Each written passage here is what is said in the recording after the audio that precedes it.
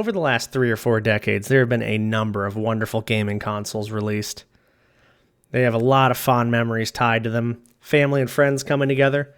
And now in my everyday life, on my main YouTube channel and my Twitch channel, I stream console games, sometimes PC games, but I still do a lot of console gaming and recording on retro games and things like that. I actually have a couple of my favorite systems sitting right next to me. And they'll be there as long as they last. But yeah, I think we all kind of have a lot of fond memories tied into this. So, as you know, here on HavoKast, we rank things, we discuss things. There's no right or wrong answer. We just kind of look back and say where these landed in our memories, whether it's movies or music or whatever. We just kind of discuss things, and feel free to throw your own list in here. Feel free to talk about any fond memories, what you'd have higher or lower. Like I say, there's no right or wrong answer. And I think a lot of what we look at when it comes to where things land in our timelines here, or our rankings, are kind of where we were mentally. Like when I was younger, everything I touched, every first experience I had with things was always my favorite. Like my first experience playing Nintendo 64 or NES, like some of those games. I talk about it a lot. Like the first Super Mario Brothers, I loved that game to no end. When I played Mario 2, though, I was like, what is this? This is not what I remember. So, I didn't really appreciate it until now when I go back and look at some of these games. And, it might sway the list that I have, and it might sway your list and all that, but I think it's fun to look back at that and see where these landed. So, like I say, we're going to look at the Sony, Nintendo, and Microsoft systems from about the NES on. I'm not doing handheld systems or anything because I wasn't super into that outside of, the Game Boy Color and Pocket and all that stuff. Like I, played the hell out of some Pokemon games, but yeah, for the most part, I just want to talk about these gaming systems and what they meant to me. Give a little brief overview, a couple like highs and lows and why they sit where they sit. But like I say, if you guys want to compare lists, throw some of the ones you loved in there, please do. But, we'll get into this and let's just have a good time, y'all. I appreciate you being here. So we're going to be looking at 16 different consoles. We're going to be looking at all of the Nintendo systems from the NES up until the Switch, Xbox from the first Xbox up to Series X, and then Sony PlayStation 1 through 5.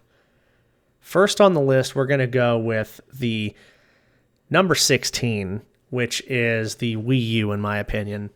And just getting this out of the way, I think all of these consoles have something to offer in their own. I think they all have very bright spots and low points, just some more than others. I think every single one of these is kind of just awesome in their own ways. But I will say the Wii U for me was a pretty big letdown. Coming off of the Wii, which was a huge innovation. I mean, Nintendo has always been more like family oriented, more, I don't know, just kind of more cartoony, I guess, which I like a fun game. I don't care what it looks like. I just enjoy a fun game. But growing up, of course, it was a little tougher to get into those when you're, a late stage teenager going into like, more of an adult kind of mindset, I guess, which I didn't mind those games still, but it just wasn't as appealing as it would have been, all the colors and everything like that when I was growing up, which is funny because nowadays, like, that's all we want is just a lot of colors and, hype and explosions and whatnot. But yeah, so the Wii U was kind of funny because I got that not knowing really what it was, not knowing anything about it. I just wanted to play Mario Maker. Most of these consoles I get for one specific game. Mario Maker was that game on the Wii U, and man, outside of that, the Virtual Console was kind of cool, but there were some great titles on there. Some of those new Super Mario Brothers games were pretty cool, and they had, like I think Splatoon and whatnot on there. Like, they had some good stuff. Definitely had some fun games, but it just the appeal of it, because Nintendo kind of went from, okay, we're making just regular consoles to what can we innovate? What can we do very differently? So the Wii had, all that motion stuff. Whether it worked or not, it was fun. It was different. It was a huge smash success, The Wii U, I'm not sure what they were going for. I guess you can kind of carry it with you, but you had to have like a whole system with you. It reminded me of like one of those big, like really huge brick cell phones back in the 80s. When they first came out, and it was essentially just like having a massive home phone with you and a battery pack at all times and stuff. Because that's kind of what it was. You were still tethered to your TV for the most part, and you had this huge clunky system, which I actually ended up buying like specific controllers for. And then the Switch comes out, and it looks like the Wii U was just the prototype for the Switch the whole time. So it's like, what did they sell us? What was the point of this thing in between? It was kind of like, we're going to do what the Switch does, but worse, and what the Wii does, but worse, and we're going to put it in one system and call it the Wii U. So it's like we take everything we've made and just make one system. And I mean, it was not a commercial success. That's true. But on this list, I think, of all the consoles and gaming systems, I got a lot of use out of it, but it just wasn't anything as special as some of these others are on the list, And you might have had great experiences with them. Like I say, there's no right or wrong answers here, whatever you feel like, whenever you got it in your life. But for me, that Wii U was just definitely not the high point on this list for sure. But yeah, we'll move on from the Wii U. We'll give it a little rest. And then coming up to a couple of probably pretty controversial entries, but I'll hit you with this next one. At number 15, we have the Xbox Series X. And I know what y'all are thinking, like, this is an incredible machine. It's powerful. It's doing everything right. But my problem with this one is that it's just, to me, there's nothing very special about it. It's a very powerful system. People were comparing it to a very, I guess, basic gaming PC. Like, it had all the functions and all of the power of a gaming PC, but in an Xbox, which, I mean, really, PCs can be upgraded. And I mean, I run a lot of stuff off of PC now. I do use console games all the time, but, the Series X, it's just kind of like, it's expensive, and it does what the Xbox One did, but better. The games, there's not a whole lot of exclusives that especially now that the store's all dissolved and everything like that. And, they just kind of like all the consoles are all interchangeable and cross console or whatever's going on. I don't really know too much about it, but exclusives are no longer exclusive on the Xbox or something like that, or will be. But either way, my problem is it's just not anything super special. Like, it does everything a little better, but my problem with the last decade of consoles, for the most part, is that the big draw is that the graphics are just a little better, the processing power is better. It's a lot of the same games, but re-released, looking better, that kind of thing. And so there's nothing special about them. The first, maybe, I don't know, decade of next generation consoles were all just 2 decades even of consoles, from I'd say NES up until GameCube, PS2, even PS3, all had something new and unique to offer. Just a sidebar a little bit, NES was incredible because it took arcade stuff and brought it home. What those big boxes could do, they're now in your living room. Super Nintendo was an improvement on that because it took what NES did and made it all better. Better music, colors, visuals, controller, whatever, And then the 64 took that and went to a 3D space. So that was all new. So you take all those colors, all the things it could do, and then bring it into the future of 3D gaming space like that. And then GameCube came and took that and brought it even further and said, hey, we're going to do everything you can do, but now, we have the 2 joysticks. We have a way of moving and looking. Everything looks more refined and polished. Same with PlayStation 1 to PlayStation 2 to PlayStation 3. There were noticeable, markable differences.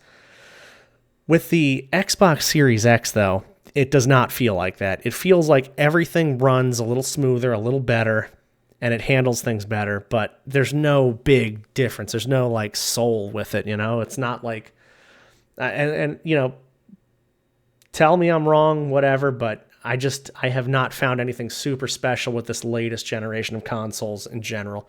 Which brings me to my next one, the PlayStation 5, which again, just an incredible console, a marvel of engineering. But at number 14, I'm going to have the PlayStation 5 here because, again, great exclusives, awesome games. It's sold a ton. It's been awesome, but it's just kind of a better version of the PlayStation 4.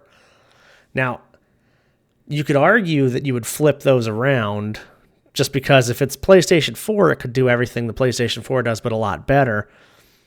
I think the innovation, the desire to make better games and better things and stuff was really there during the PlayStation 4, and the PlayStation 5 was more like kind of how I guess retail goes when it's like, it'll do 3 to 4 years of we're working on all of our back of house procedures and logistics and putting all our money into that. And then the front of house suffers a little bit. You take from that.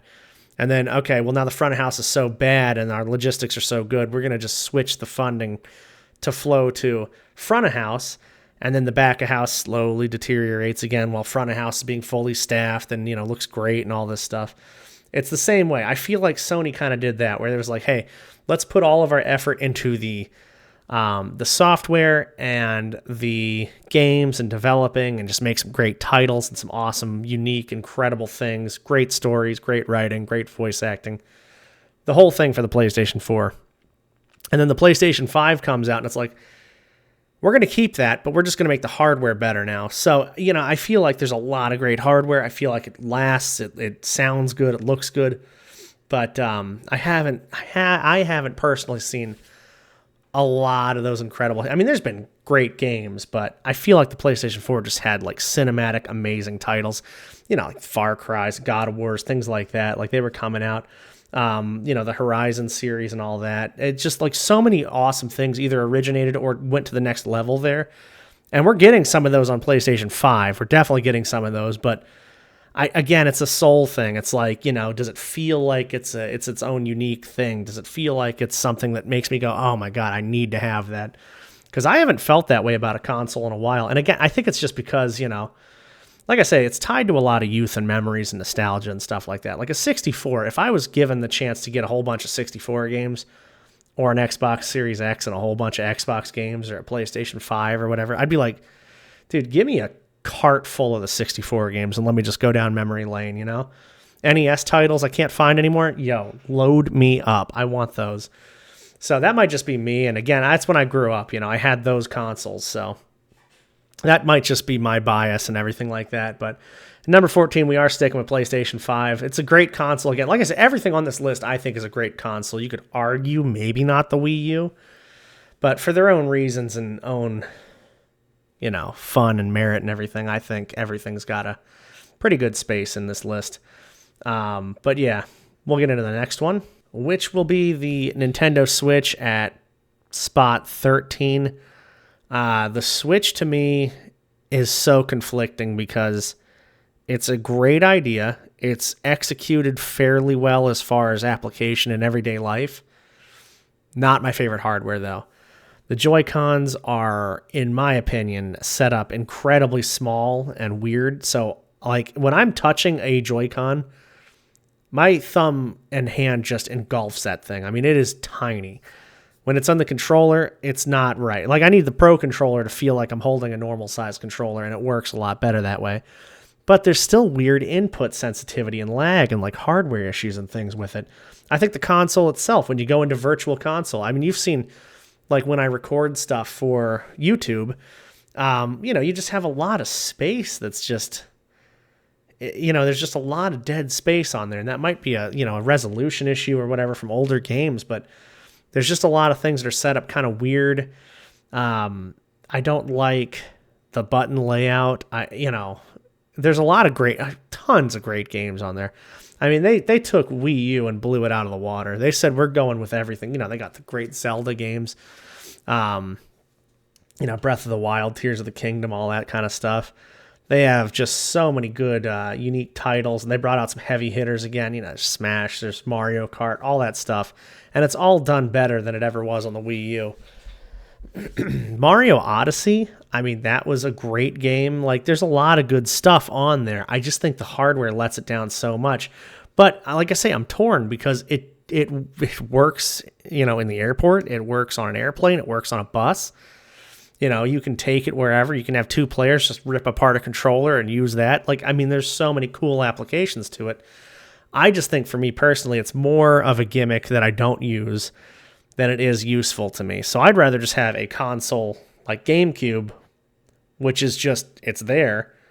I can hold the controller and play a game, and that's it. But, for what it does, I mean, it's a good system. It's a good console, handheld hybrid thing. As far as memories and stuff, I have a lot of memories of being frustrated with it, so it kind of sours me. I bet a lot of y'all have the Switch a lot higher than that. And I get it, believe me. I know I get it completely. But yeah, for me, Switch is going to sit there. Like I say, great idea. All these consoles are great, but that one just, I don't know, it's going to sit there for now. And yeah, we'll move on to the next one after that. And that one will be the GameCube next at spot 12. Another weird controller. So Nintendo, throughout its existence, every controller has been completely different. The buttons have been laid out completely different. This one kind of, I mean, it flipped the positioning of all of the things. Like the C buttons are a joystick now and they're down, and then, the D-pad is down and the main joystick is on the top instead of the middle. It's a lot easier to hold. It's a lot easier to maneuver and everything like that. But just a weird controller, weird system. They notoriously did not work the first generation, which actually, to be fair, a lot of these consoles really had some issues. There was Red Ring of Death. There was the PlayStation hardware that was melting and overheating. The GameCube had, a certain color that came out of a certain factory didn't work properly. I think it was the purple one. And it was, like I say, the first generation of them. I mean, it was just a weird... I used to work at Toys R Us, so we had to deal with a lot of these pretty head-on. It was wild times. But, yeah, so the GameCube for me, great memories, tons of, fun time hanging out with friends, weird handle on the back, bonus points for that. I guess that was originally their first, hey, you can play this console anywhere, just grab the thing and go. It's like... What was the point of the handle on the back? I'm sure there was somebody that could tell me or something up with that handle on the back, but it is what it is. And just sticking with the Nintendo theme of doing things a little differently, they had those mini CDs. Everything worked well, though. It was a good console, solid, fun party console. This is where Nintendo took a noticeable jump from, we kind of do a little bit of everything for everyone, to we're doing a lot more family-friendly stuff. Even in their Mario titles, I mean, the Mario Sunshine was a noticeably lighter, more lighthearted kind of direction than, Mario World and all of that had gone, because, 64, same deal. You're still stomping on things and you're getting, chewed on by massive chain chomps and stuff like that. Here you're rescuing enemies you would originally fight and cleaning up, and it was very different, Good game, though. It was a beautiful game. It was a great game. And I think that there was a lot of games like that. Smash took a noticeable turn, where it just started getting really good. Super Smash was awesome on that GameCube. And, highs and lows, though. Double Dash, not my favorite Mario Kart. But again, a lot of these were, these classic characters. There was a lot of other really fun games and cool games that go in it. We played a lot of Gauntlet, Time Splitters, things like that on there. And it was awesome. I mean, they had some good stuff on there. But I will say, with the GameCube, it just was kind of limited on what I wanted at the time. And that might have been just me at the time, but I was, like I say, in my, teenage stage where I was enjoying hanging out with people, but I wasn't necessarily enjoying the games as much. Whereas the PlayStation 2 offered me a lot more that I enjoyed. The Xbox was offering way more. It just felt like more me at the time, more what I was interested in. I was driving, shooting, whatever, cars, guns, aliens, that kind of thing. Not as many cartoony kind of things that I was into, I would say, at the time. Not that it was a bad thing to be into those or anything, but that's just, I spent a whole decade on that. And now I wanted to move on to the next phase. So I think that just kind of, again, put it into perspective for me. And what this whole list is where it ranks in your mind, nostalgia-wise, where you were, where it transports you back into. But I'm feeling comfortable keeping GameCube at 12. I think it was solid. I think it was good, but it's not my favorite. Coming in at number 11, just out of the top 10, we have the Xbox One. Now, the funny thing about the Xbox One is, and here's where my, I set my bias aside for all these, because I definitely have some bias for some of them. However, there is bias I weigh in. There's different kinds. So there's nostalgia bias, where I'm like, did I have tons of fun with this? Have I gone back to it and had tons of fun? And that's kind of where I rank a lot of these. And then there's like bias where it comes to what I use, what I apply, what I do. And I stream. I create a lot of content off of this Xbox One. I play it almost daily, whether it's on stream, off stream, whatever. And I've been having the Xbox One, actually a couple of Xbox Ones throughout the last couple of years. And even though it's a workhorse and I've gotten a lot out of it, I will say it's way more function over soul, over passion, over, it's just a shop where I can get a lot of the older games and have some new games mixed in. It's a good unit. I've streamed from the Xbox. I've gotten a lot of mileage off of it. I just think, personally, the Xbox 360 and the original Xbox had a lot more personality. It had a lot more memories tied to it. That's why they rank a little higher.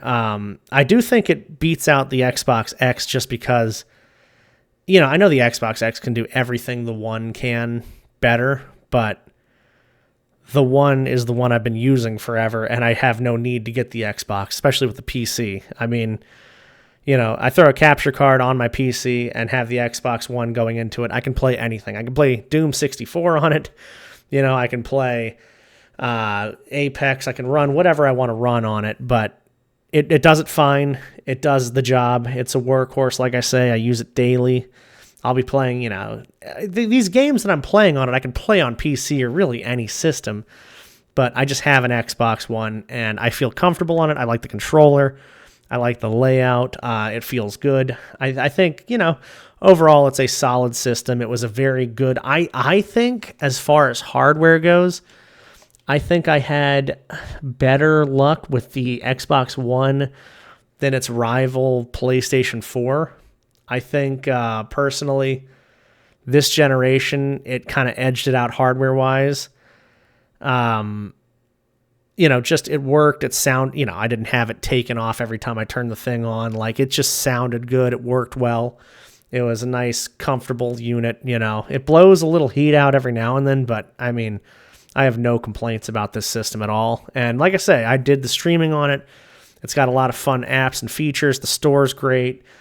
And it's had Game Pass forever. So that was another big thing that I think Xbox One had over anything else, which Game Pass I know now is more inclusive to other ways of getting games and things like that. But man, Game Pass was awesome, and it still is awesome, as far as I'm concerned. Sea of Thieves also was on this, and like I said, you could play it on the PC, but there was just something nice about sitting on a couch and relaxing with sailing the seas and doing all that stuff versus being up hunched over in front of a PC all the time, which now I am in front of my PC hunched over all the time, and I want to adopt the sofa method in again, but for now the content creation is limited to what's at this desk right now.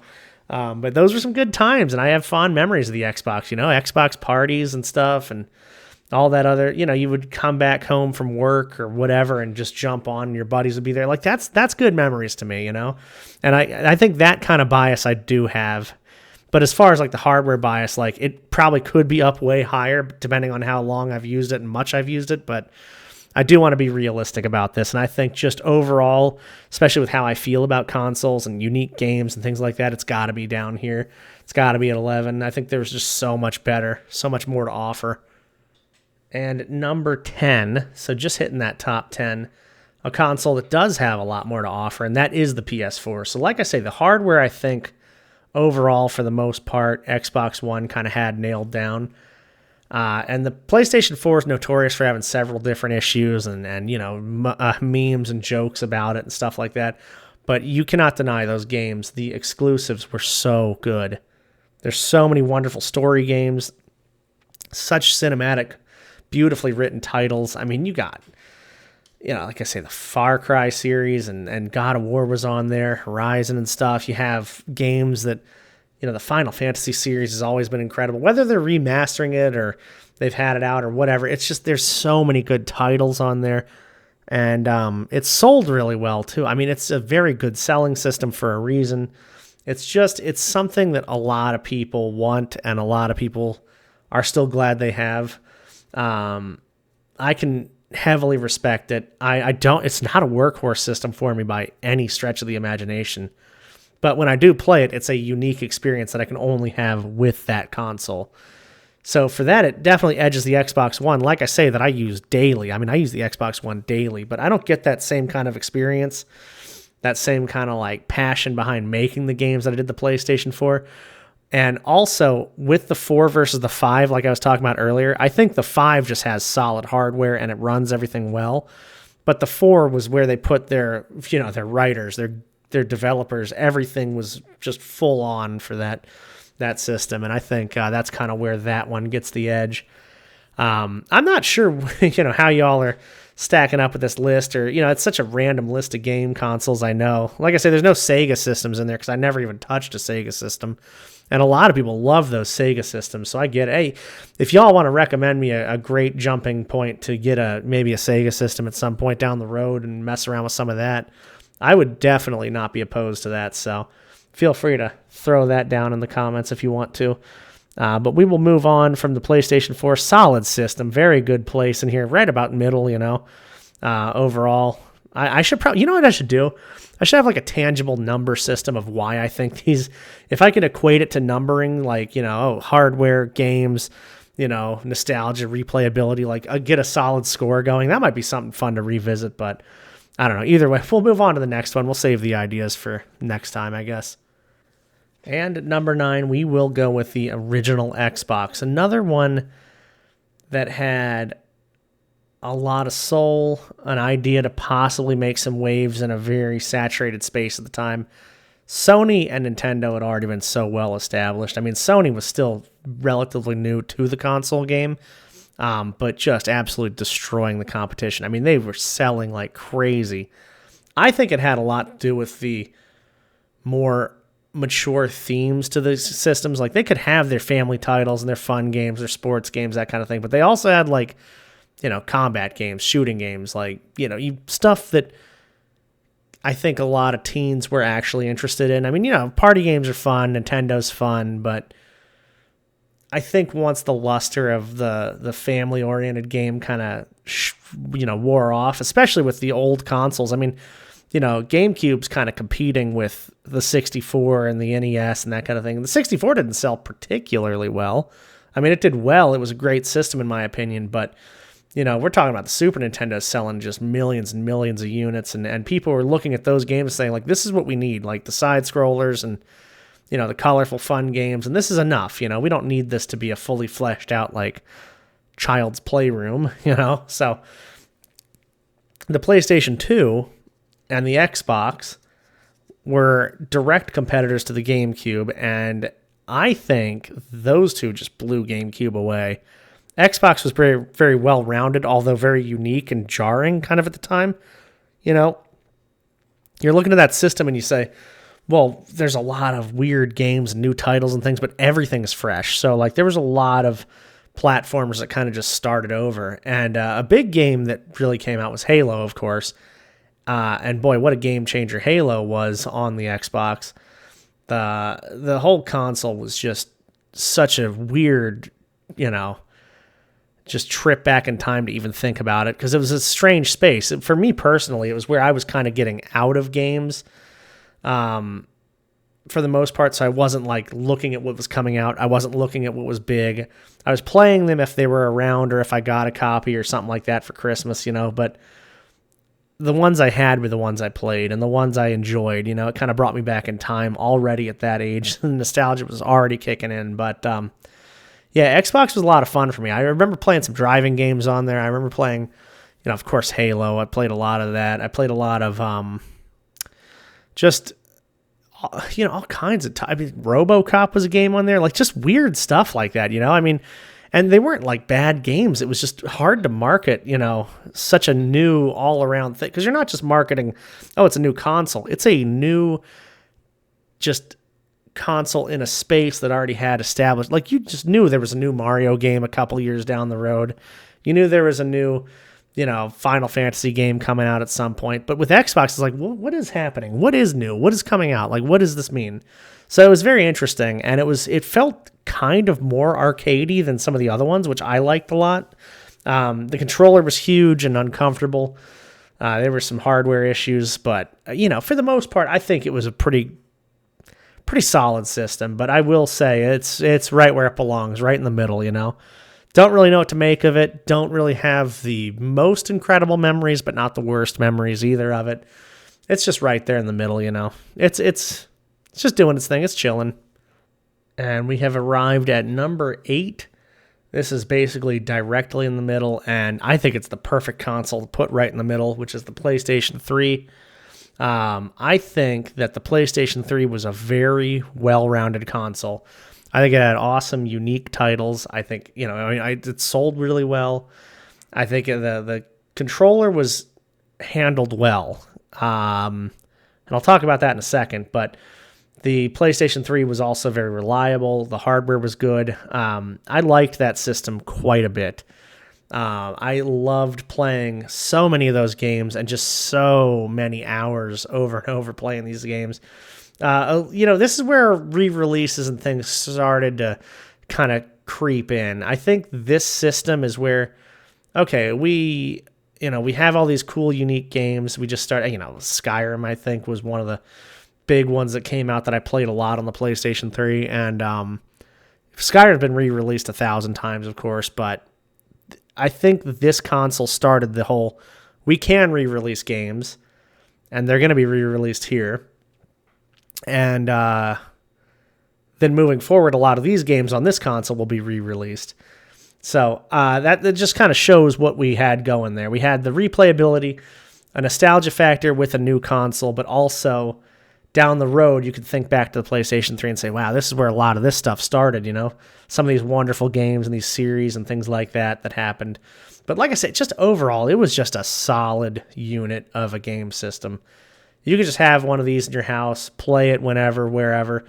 You play movies on it, do whatever. Like, it was a lot of multitasking kind of things. And I loved it. I loved everything about it. I mean, looking at this list, it's hard to believe that it's even down this far, but that's just because there's so many other memories I have tied to these systems. But it just does everything. I mean, it just quietly does a great job. I mean, PlayStation 3 is such a super awesome console. My only reason it's not up higher is because one of the other ones at the time, I think, we'll get to that one in a little bit. It just did everything for me personally better than the PlayStation 3 when it came to the external uses. So not even really games and stuff, but just all the other features and functions. I think the Xbox 360 did a little better. And a fun thing that we'll talk about a little later on is how you watched movies on the Xbox 360, because this was a great bonding point in my life with a lot of awesome friends and, just really, really good memories tied to that 360. PlayStation 3 solid, but I was mostly solo playing it. I mostly played it alone, so, I liked playing it, but again, it's just kind of one of those quiet heroes, it just did its job and moved on. I mentioned the controller earlier. When they first brought this thing out, it was kind of a PR nightmare because the controller design they had was just hideous. I mean, it was a complete mess. It was huge, it was clunky, it was stupid looking, and that was the whole reason I went for the 360 before the PlayStation 3, because that was the proposed controller design, and I liked the DualShock. I liked the PlayStation 2 controller. I liked that it was very symmetrical. It didn't, something I didn't understand ever about Xbox controllers and the GameCube controller at the time and everything else like that. Why would they have the controller not be symmetrical, where the joysticks were on different ends, and it was just awkward to have that? Whereas the PlayStation 2, you held it, your thumbs went to the same spot, your fingers were all in the same positions and everything like that, and it just felt very natural compared to everything else, which the Xbox controllers, didn't feel that much different, but, it didn't make sense to me. So then they, branded the controller to the original DualShock, but, DualShock Plus or Pro or whatever it was, and it's a good thing they did, because that was a big deal. I mean, they were getting roasted over how that thing looked for a while. And there was no, Twitter or whatever. Well, I don't know if there was Twitter or not. Maybe there was early days of Twitter, but, Facebook or MySpace or wherever memes originated. I remember seeing a lot about that and thinking, damn, I don't think I'm getting that thing. I worked at Toys R Us when that came out too, and it was the same deal. It was like, well, do you have any normal controllers? But at the time, of course, all of them were normal. They didn't. I don't know if they even sold any in the U.S. with the crazy controller or not, but we had the regular ones, so it wasn't that big a deal in the grand scheme of things. But just kind of funny memories on that one. Like I say, though, I mean, it's solid, exactly in the middle. I love this system. I got a lot of use out of it, but I don't really have a reason to ever go back to it now, you know? Like I say, a lot of these games were remastered or re-released on another system, and you know, even some of the ones that got re-released and remastered for the PS3 specifically are remastered again on the 4 and the 5, and you know, it's just that kind of, you know, is back to that criteria of like, would I go back to it ever? Do I have that nostalgia? Well, yeah, I have great memories, but there's just no reason to go back, and I'm not drawn to it. But yeah, PlayStation 3, you've done a good job, but we're moving on to the next one. With that, I'd like to note that as far as like how well these systems did and sold is not necessarily something that I'm factoring in, because I mean, I don't personally care. Since it's a personal list, I'm not saying which was the best one statistically. I'm saying which was the best one in my opinion that I grew up with, that I would go back to, you know, play, that I got the most use out of, and, you know, best use out of, and fond memories, you know, that kind of thing. I'm sure I've said it enough, but this one is actually a unique system. So I didn't have the Super Nintendo growing up, but at spot 7, I'm going to put the Super Nintendo because I can highly respect what it was and what it did. I've gone back and played this one, and I know for a fact that it did everything the NES did, but much better. So better graphics, better colors, more colors, better music. The controller layout was a little better. They had a lot of cool things going for it. Tons of games. People love this system, but since I never grew up with it, I never had this craving. I never had this urge. I never had the memories. Now, I remember going to a place where the Super Nintendo existed, and me just looking at it, I was just blown away as a kid. But also, as a kid, I never said, you know what, I want that real bad. You know, I had the NES, and I loved the NES. And then I had the 64, and there was no need to have the NES anymore. So going back and playing those games, I loved it. I think it would be a lot higher if I had grown up with it. I definitely think that would have been much, much higher on this list. But, you know, the fact that even as a kid seeing it, I never said, I want that and I want those games. But I said that about the 64 and I said that about the NES. I was like, you know, maybe I just didn't have that, you know, that eye for the games at the time. Or maybe I just kind of got what I got and was happy with it. But I don't know. I think at 7, it's a solid system. I mean, it had tons of games, like I say. It looked great. It was awesome. A lot of fun things. I've gone back and played some of these games and have absolutely loved them. Mario World is one of the best games of all time, probably. You know, just absolutely incredible. And there's so many wonderful titles. But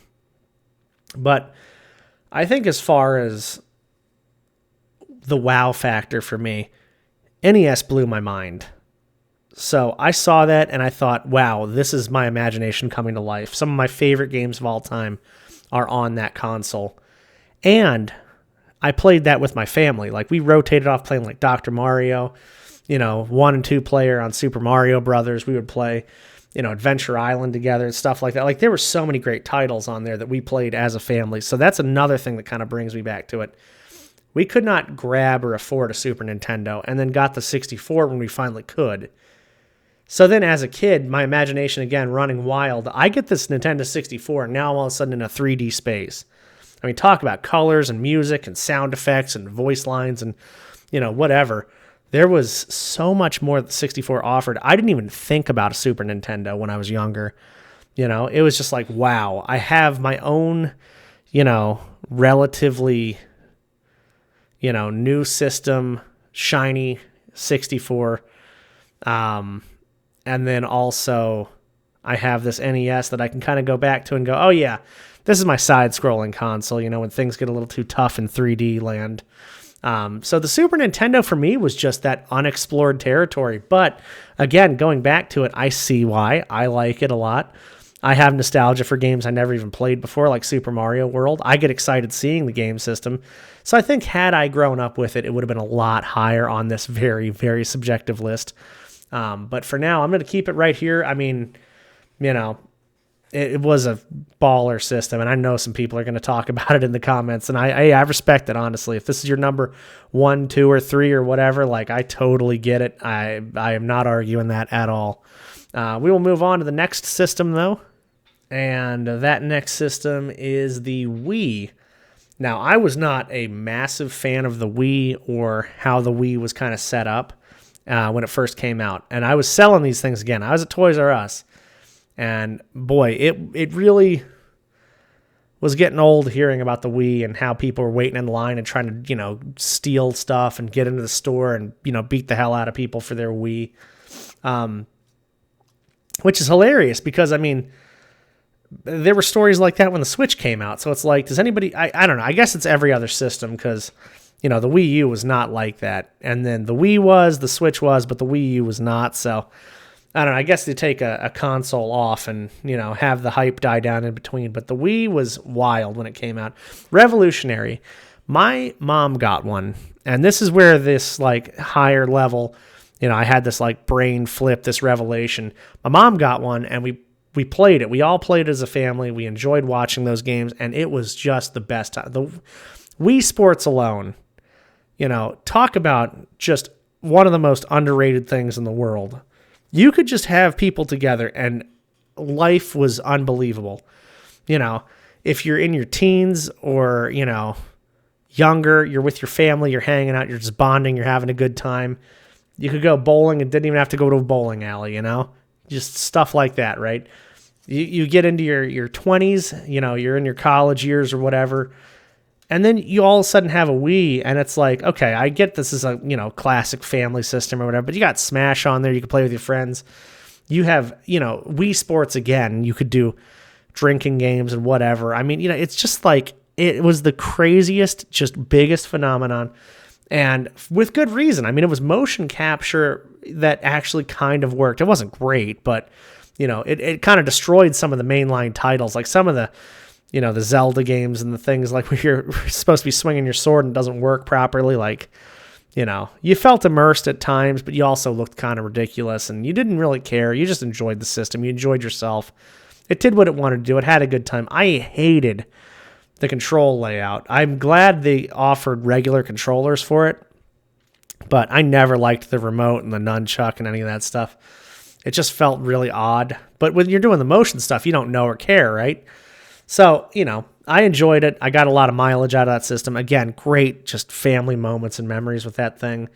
And it worked. I mean, it was just like a system. It wasn't like some of those systems where they had massive recalls or problems or things were catching on fire or whatever. Like, no, it just worked. It did its job. The sensor bar seemed like it would have been a nightmare, but if you just placed it in the right spot, kept it clean, it was fine. I loved a lot of the games. Like I say, Smash was great. Wii Sports, again, super underrated. The Mario Karts on that game were great, or the system. And then you got the Mario Galaxy titles and stuff like that, where you kind of went back from, oh yeah, this is way more like cartoony and family oriented, everything. It was still very cartoony and family oriented, but in a way where it felt more mature, more was at stake, and just beautiful to look at. I mean, what a game. Like, Mario Galaxy was what I love about gaming and everything, that space. It was just a lot of imagination and a lot of, creativity. I'm a space guy. I like space. I know, obviously, Galaxy was not designed with, celestial responsibility in mind. Not very accurate, but it didn't matter, obviously, because who cares? It's a game, you enjoy it. And so it was just, I don't know, it was just a great time. It was a very, very fun system, and I don't think it was overrated at all. I think the demand for it was warranted. I think it was very good. But yeah, moving on, we will go on to our next one. Now, here at spot 5, this is where things just get wild. This is where nostalgia just goes into overdrive. This is all of my favorite moments in different periods of my life. If I could look back at my life and say, I had a console for, each stage. Oh, this is where it is right here. It was very, just kind of gray after this point, when it comes to consoles. But before this, I was seeing colors. It was like a magical time. Spot 5, the Xbox 360. Now, I know this is going to be fairly controversial, I think. I don't know why there was like some console war between people who were like, oh, PlayStation versus Xbox. And I think at the time of the 360, this was like the height of it. People were like, you got to be one or the other. This one's better. That one's better. Whatever. Who cares? And they were just memes and jokes. And I think it was just kind of this culmination of social media started exploding so people could just voice opinions and start stuff. And the easiest way to get attention is to debate people or say things that are outlandish or insult people.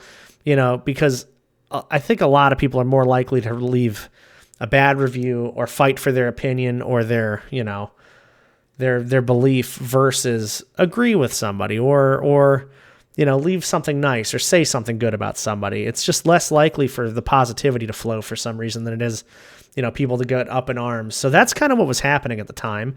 And like I said, there was this big console war, big debate. I didn't care at all.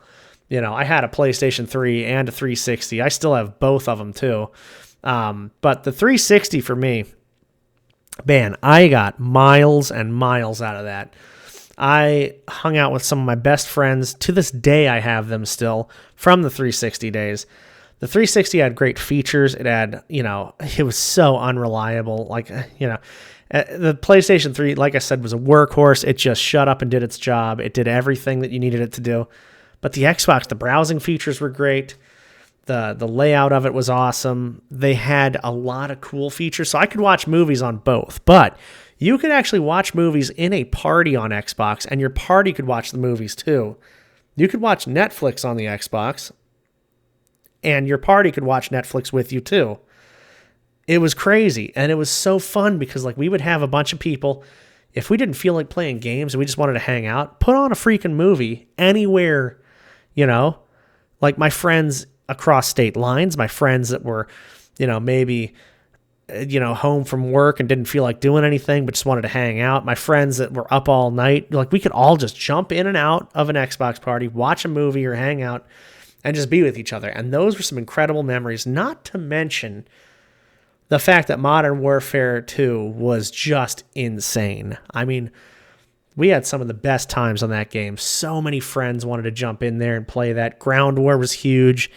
The game, Call of Duty wasn't outrageous at the time, because Call of Duty, before it became, a battle royale, before it became just insane, customizable kill streaks, all this and that, it was like you had mainline story Call of Duties that then incorporated a wonderful multiplayer element.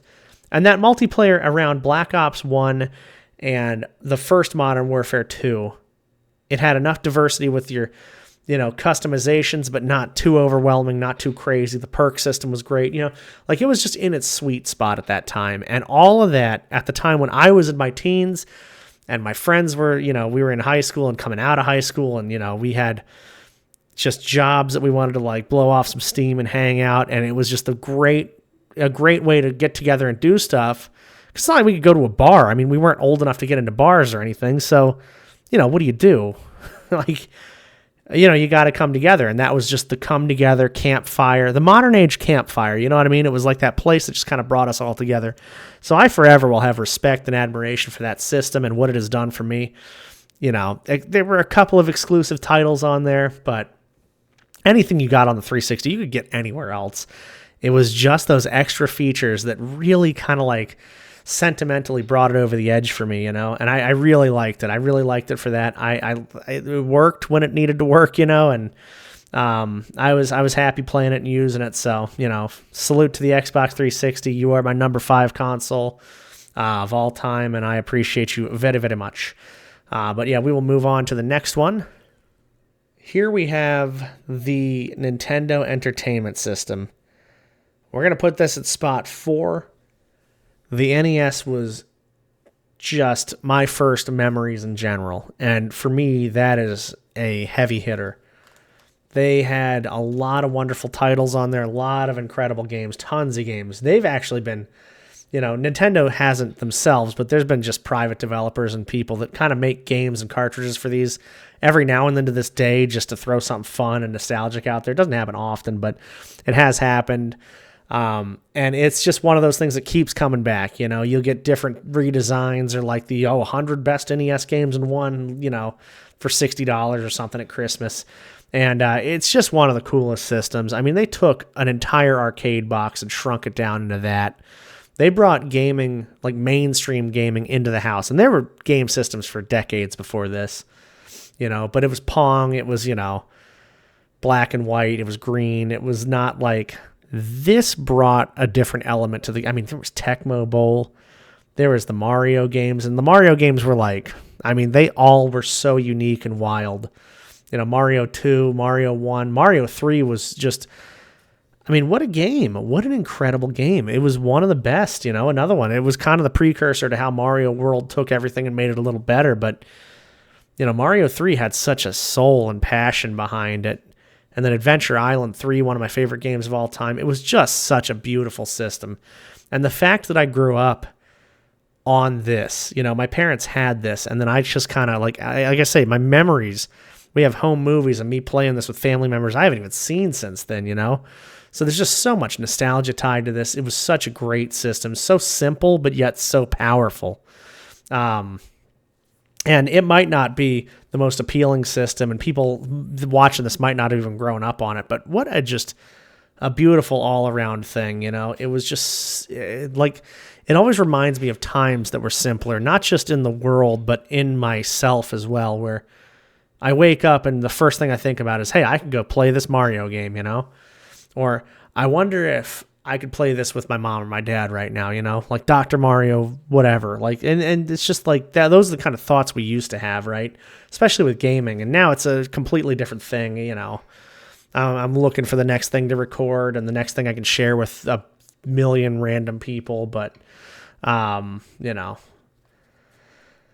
it was just, like I say, a much simpler thing. And it was very beautiful. It was a console that should not have probably done as well as it did.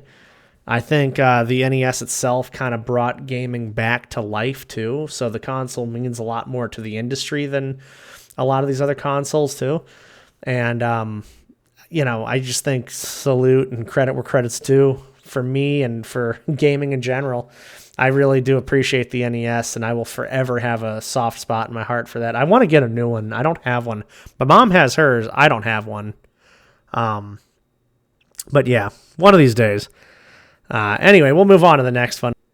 And my number 3 console of all time, specifically for me, is going to be the PlayStation 1.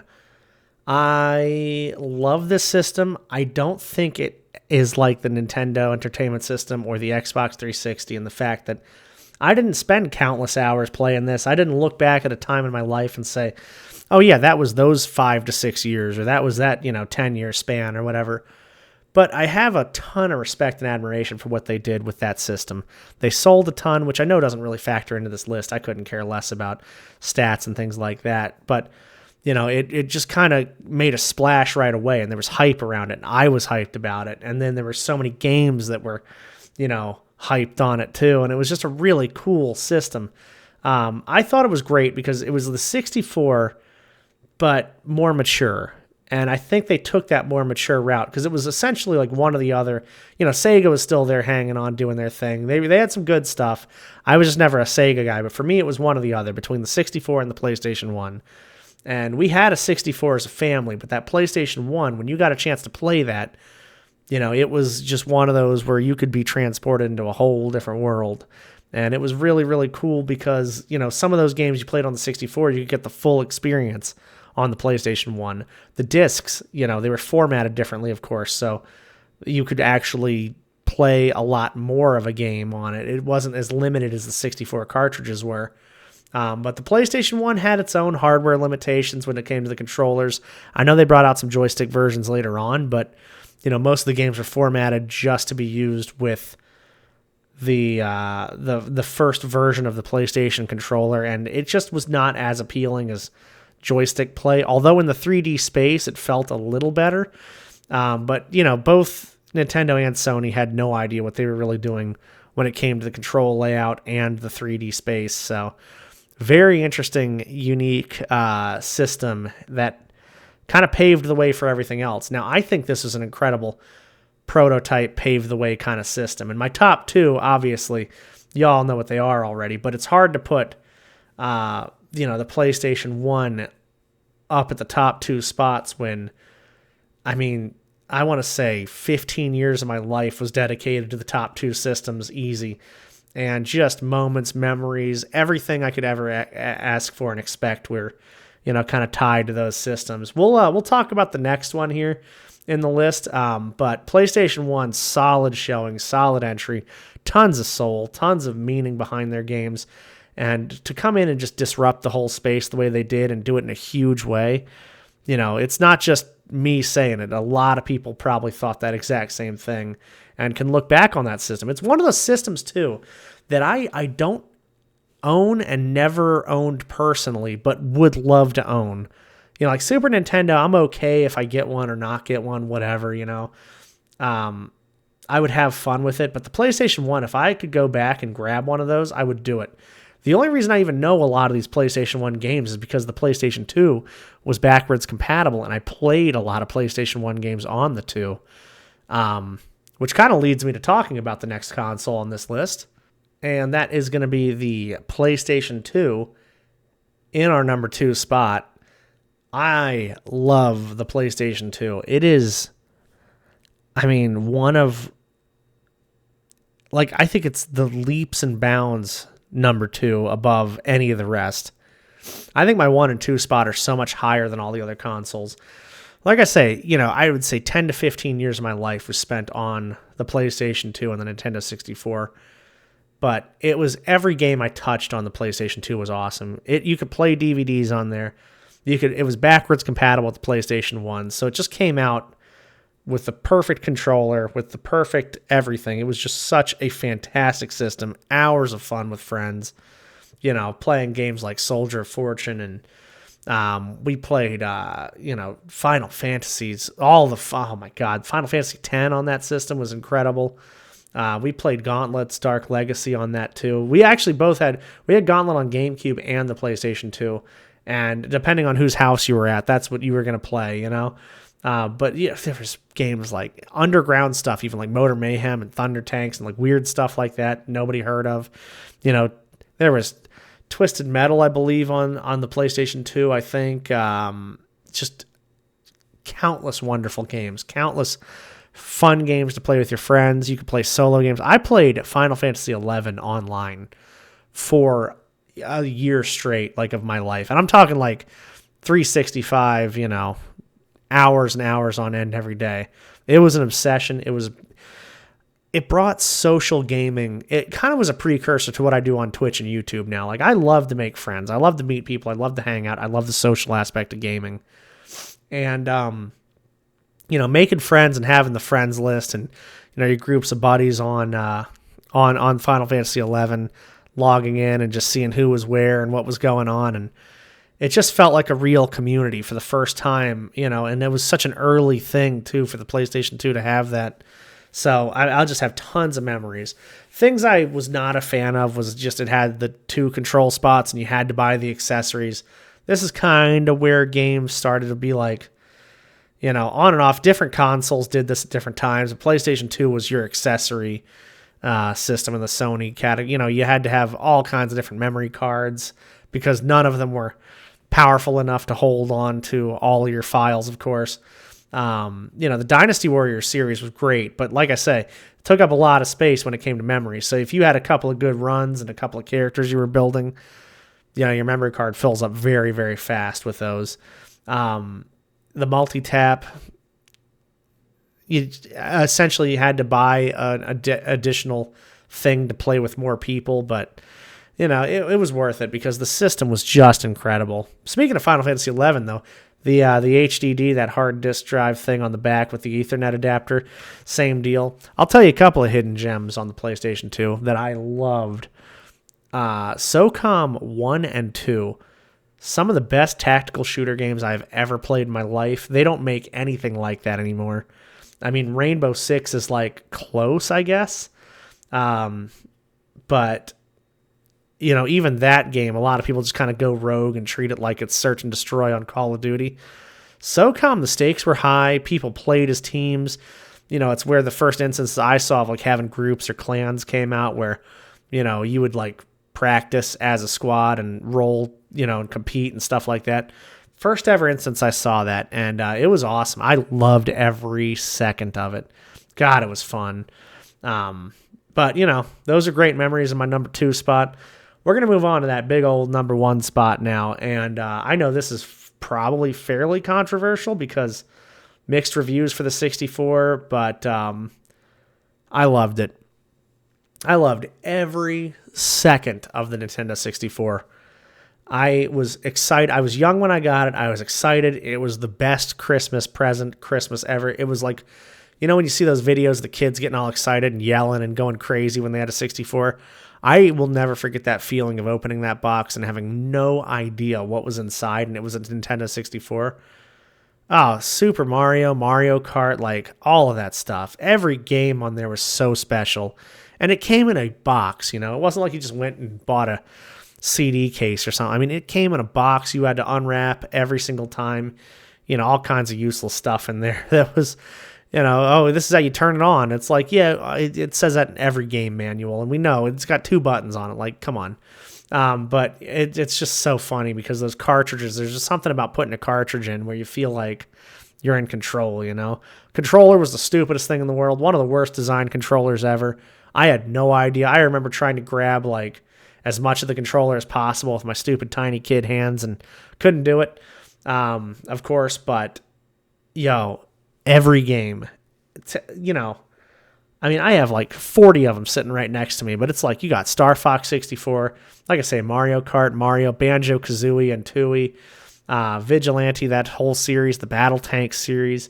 I mean, it just goes on and on. There were so many great games with the 64. Duke Nukem 64, I loved. I thought it was funny. It was a great game. And they even watered that down compared to the PlayStation 1 and the Duke 3D releases on the PC and the PlayStation. But I will say, something I loved about the differences between PlayStation 1, PC, and 64 at the time, and really the Sega systems too, is if they released a game on all 3 of those, they were slightly different versions. So like Duke 3D was released on all the systems and the PC. 64, they added new levels, they added different character designs and things on some of them. They added different guns and made unique like battle modes and things like that. So they really added their own specific flair to it. And I love Duke 3D. I think it's a great game. I think it's fun to revisit that. But Duke 64, I think it's underrated. I think it's really, really good. They got Jet Force Gemini. Rare was just doing their thing. GoldenEye, I mean, come on. My family spent just hours playing GoldenEye. Those are memories we will have forever, but I think that kind of gaming, that kind of feeling, those couch co-ops, that's something we'll never get back. There's nothing more exciting than, jumping on the sofa with somebody you really care about and playing a game together and, competing and doing something together, versus online. I mean, online, it's like, it's fun, but you're not there in person. You're not seeing people react. You're not feeling those moments with each other, That's what I love about retro gaming. I'm trying to bring that back on the other channel and, the Twitch and all that stuff, but it's just something that, will live on forever, like I say, in memory. And the 64 for me just kind of encapsulates what gaming was all around. Great games, a new space with the 3D, aspect of it. You could spend time with family, friends. You could let your imagination run wild with that system. It was just the peak, Nintendo especially. They weren't, too far into the family oriented. They weren't too, graphic and off the rails. It was just that perfect sweet spot for me of gaming, And I would say the PS2 and the Nintendo 64 are kind of like a 1A and 1B kind of situation. They ruled a lot of my life, but that 64, there's just nothing that compares to those hours of Mario Kart. I mean, you can go back and play Mario Kart 64 now and have an incredible time, People speedrun 64 all the time, Mario 64 and Star Fox and all those games. And I'm playing a few of them on YouTube at this moment, but boy, they are just something else. And I think that kind of rounds out the list right there. Like I say, I'm sure everybody's kind of got a wildly different list. I'm sure everybody's got different vibes and feelings with it. But please feel free to include your list, you know, in the comments, or just, tell me any fun memories you had, any games you wanted to throw in there for any of the systems that you think really spoke to you or were awesome. I know I left out tons of titles for every system. There are just thousands and thousands of great games and great moments and things like that. But it's it's hard to say because everybody's got a different taste. Everybody's got a different personality with them. I got my list up on the screen right now, or at least I should if I knew what I was doing. And you can kind of recap back through there that 16 through 1 moment. We have the Wii U at number 16. Number 15 is the Xbox X. Number 14 is the PlayStation 5. The Switch is next at 13. 12 GameCube. Xbox One at 11. Then we got the PlayStation 4 at 10. Original Xbox at 9. PlayStation 3 at 8. Super Nintendo at our 7 spot. Wii at 6. 360 at 5. And then our top 4 are going to be the NES, the PlayStation 1, the PlayStation 2, and the Nintendo 64. Guys, thank you all for hanging out again. It was a pleasure recording this, pleasure recording anything I do here. I love hanging out with you guys. Love the feedback always. Like I say, keep it coming. And if there's any suggestions you have on anything else you want to see, music, TV, movies, whatever, I have a few ideas of some things I'm going to revisit and re-rank, and not necessarily the same way, but I have some more ideas, but please add on to some ideas. I'm going to try to get a little more frequent with releasing these videos too, now that I've finished recording the mainstream series on YouTube, the Andy Havoc YouTube channel. So everything else is going to be kind of up in the air for this channel on how much we do and when we do it. But anyway, thank you for hanging out. I will see you all later. Take it easy, take care, and be well, my friends.